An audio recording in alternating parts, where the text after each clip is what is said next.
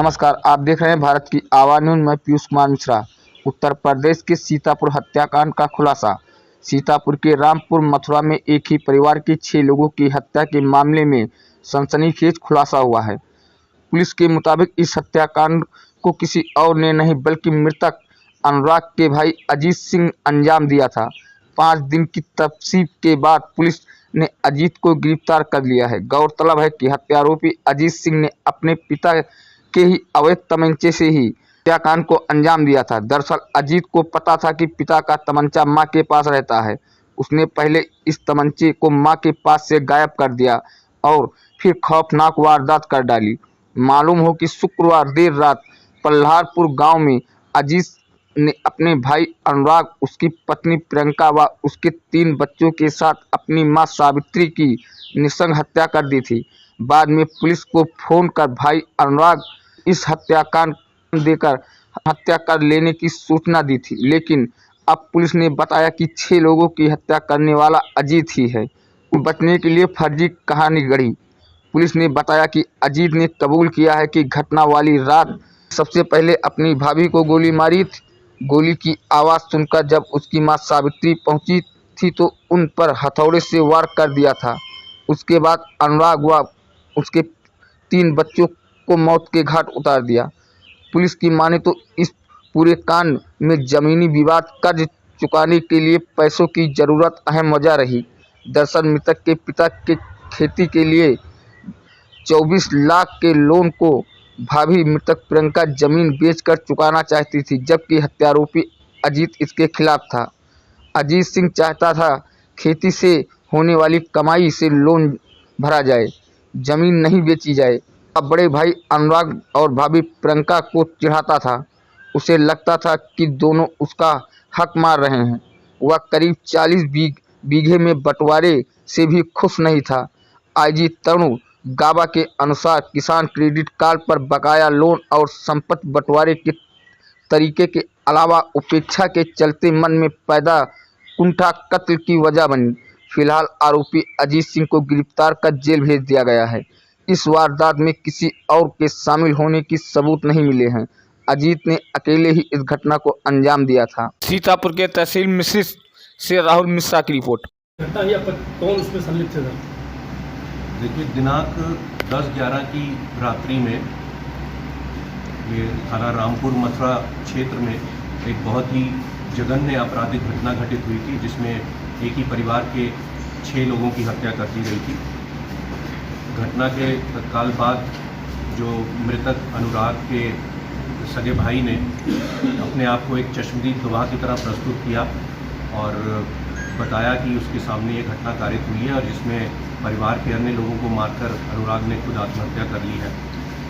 इसके बाद सायंकाल में ही पोस्टमार्टम के बाद जो तथ्य सामने आए उससे ये बात स्पष्ट हो गई कि ये एक हत्या का मामला था, जिसमें 6 के 6 लोगों की हत्या की गई थी। उसके बाद पुलिस ने इसको इन्वेस्टिगेट किया है, विभिन्न पहलुओं को अपनी जांच में सम्मिलित करते हुए साक्ष्य एकत्रित किए हैं और जो तथ्य साक्ष्यों के आधार पर सामने आए हैं उससे मृतक के भाई द्वारा ही ये घटना कारित करना स्पष्ट हुआ है। क्या वजह रही? कुछ क्या वजह रही? ये जो अभियुक्त है अजीत, इसके द्वारा कुछ पैसे और ज़मीन के विवाद के चलते हुए ऐसा महसूस किया जा रहा था कि इसके भाई और उसकी भाभी द्वारा से उनसे ये प्रताड़ित महसूस कर रहा था और इसको लग रहा था कि वो इसके साथ बेईमानी कर रहे हैं। एक 24 लाख का केसीसी लोन भी था जो उन लोगों ने पहले इससे बात की थी, वादा किया था कि वो इसको मिलके चुकाएंगे, जो कि इनके पिताजी के जीवित रहते हुए समय का लोन था, परंतु इनके द्वारा उससे इनकार कर दिया गया। घटना की रात्रि में भी ये एक इमीडिएट रीज़न रहा जिससे शुद्ध होकर इसने इस घटना को अंजाम दिया। कैसे सर सिलसिलेवार अगर बात करें, एक आदमी 6 लोगों की जान लेता है तो कैसे वो करता है? घटनाक्रम क्या रहा? देखिए, घटनाक्रम जैसे मैंने बताया कि जब हत्या के केस की विवेचना शुरू हो गई, जब ये स्पष्ट हो गया कि 6 लोगों की हत्या की गई है, उसके बाद जो ये अपने आप को चश्मदीद गवाह बता रहा था उससे भी गहनता से पूछताछ की गई। CDR एनालिसिस किए गए, टॉवर डंप एनालिसिस किए गए। जो अन्य रिश्तेदार थे, पड़ोसी थे, गांव के लोग थे, उनसे भी बातचीत की गई, छानबीन की गई। जो प्रदर्श घटनास्थल पर बरामद हुए, जो कुछ दस्तावेज भी बाद में विवेचना में प्राप्त किए गए, उनसे ये स्पष्ट हुआ कि अभियुक्त अजीत द्वारा स्वयं ही इस घटना को कारित किया गया है। जहाँ तक घटनाक्रम का बात है तो इसने सिलसिलेवार फर्स्ट फ्लोर से शुरू करके पहले अपनी भाभी को इस घटना का अंजाम बनाया, उसके बाद नीचे ग्राउंड फ्लोर पे आके इसकी माँ जिनको जानकारी हो गई थी उन पे वार किया, अपने भाई पे वार किया और फिर एक एक करके बाकी बच्चों को भी इसने इस घटना का अंजाम बनाया। जो विस्तृत इसके बयान हैं उनकी हमने सत्यापन अन्य जो साक्ष्य हैं उनके आधार पे करा लिए हैं और तदनुसार हम आगे विधिक कार्रवाई कर रहे हैं। सर, ये सबको मारने के लिए पहले से ही प्लान अपना एक दिन बना लिया था या फिर कोई साक्ष्य न बचे इसलिए मार दिया सब कुछ? देखिए, ये पूर्व में ही अपने भाई और खासकर अपनी भाभी से प्रताड़ित महसूस कर रहा था। इसको लगता था कि भाभी भी हैं जो वो भाई को सही निर्णय नहीं लेने दे रही और इसके खिलाफ वो लोग जा रहे हैं। तो इसका जो अब तक विवेचना हुई है इससे ऐसा लग रहा है कि ये अपने भाई और भाभी को इस घटना का अंजाम बनाना चाहता था, परंतु बाकी लोग जो कि घटना के बारे में जान गए तो इस कारण से उसको उनके खिलाफ भी इसने ये घटना काटी। सर, ये माँ को किस चीज़ से मारा है?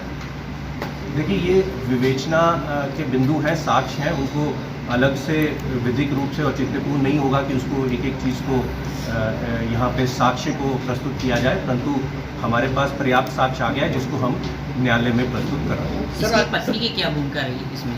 क्या कुछ ऐसी भूमिका मिली? देखिए, इसकी पत्नी और अन्य रिश्तेदारों उन सबकी भूमिका के संबंध में गहराई से छानबीन की गई थी, जांच की गई थी। उनकी लोकेशंस क्या रही हैं, क्या उनकी वार्ता हुई है, क्या जानकारी उनको थी, उस संबंध में विस्तृत विवेचना की गई है, परंतु अब तक की विवेचना से किसी अन्य रिश्तेदार का इसमें रोल नहीं आया। सर, इस घटना में सर कितने लोग और लोग शामिल हैं? एक ही के द्वारा घटना की गई कि और लोग भी इसमें शामिल हैं? जैसा कि मैंने बताया कि जो अब तक विवेचना की गई, जो साक्ष्य एकत्रित किए गए हैं, जो तथ्य सामने आए हैं और जो प्रदर्शन